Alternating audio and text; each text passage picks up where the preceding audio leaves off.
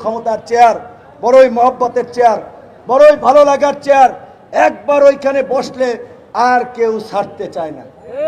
সেই লঙ্কায় যায় সেই রাবণ হয়। আপনারা দেখেছেন ছাত্র নেতৃবৃন্দের মধ্যে এখন নিয়োগ, তদবির, ঠিকাদারি, বিভিন্ন প্রতিষ্ঠানকে দেওয়া, এমনকি তারা এখন সরকারের যে স্থানীয় সরকার সেই প্রশাসনে নিজেদের লোককে বসিয়ে দল বানাতে চায়। তো তুমি সরকারে বসে ভাইরা দল বানাবা, আর বাকি রাজনৈতিক দল চেয়ে চেয়ে দেখবে? তোমাদেরকে দল বানানোর জন্য সমস্ত রাজনৈতিক দল রাস্তায় নেমে আন্দোলন করেছিল। সময়ের 1 ফোর, অসময়ের 10 ফোর।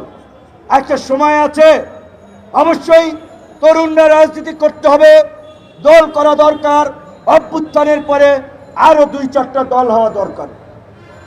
এক্স আর্মি অফিসার দল করেছে, করতেই পারে। ছাত্ররা একটা করেছে, আরো করুক। কিন্তু তাদের যে ইন্টিগ্রিটি, তাদের যে অনেস্টি মানুষ প্রত্যাশা করেছিল, সেটার সাথে তারা বেইমানি করেছে। ইতিমধ্যেই তারা নায়ক থেকে খলনায়কে পরিণত হয়েছে।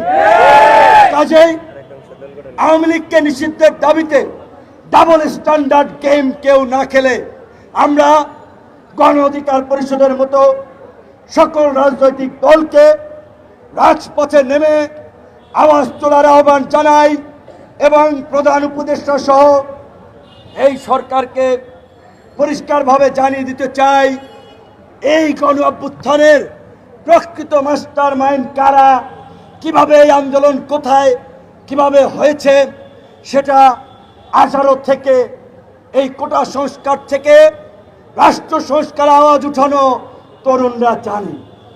কাজে আপনারা যদি তরুণদের এই আন্দোলনের স্পিডের সাথে প্রতারণা করে কোনো ফরম্যাটে আওয়ামী লীগকে ব্যাক করানোর চেষ্টা করেন, আপনাদেরকেও গদি থেকে নামতে হবে। এটা জেনে রাখেন, এইটা জেনে রাখেন।